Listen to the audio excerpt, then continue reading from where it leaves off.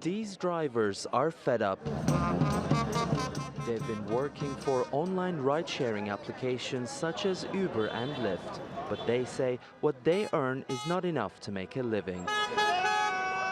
When I started, we used to drive between 30 to 40 hours and you could make an average 2,000.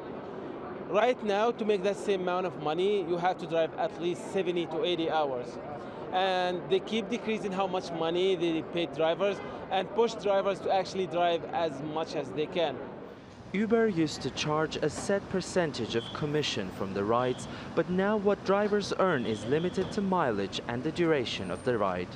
When you call for an Uber, the fees that show on the passenger screen are not shared with the drivers, and the percentage they get varies every time based on an algorithm.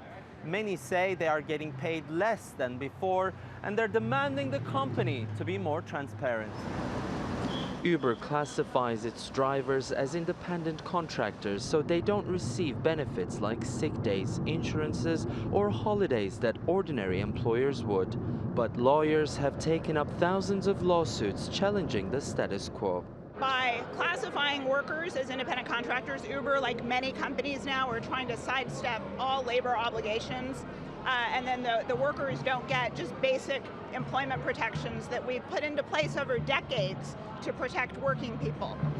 Uber stands as one of the most valued tech startups in the US, and on Thursday, its shares will be traded on the stock market in hopes of expanding their services. But investors remain cautious. They also have 90 million people hooked up to, their credit system, right? They're people that can charge their cards. So they have all the aspects to make money, but when you're losing $1 billion a quarter, you have to do a lot of things right, and you have to execute right. And I think you're not going to see that for a really long time. Wednesday's strike hasn't disrupted the transportation system, as for many drivers and riders it was business as usual. But the concerns shared by thousands of drivers are likely to have an impact at a time when Uber is trying to appeal to more investors. Ediz Tiyansan, TRT World, San Francisco.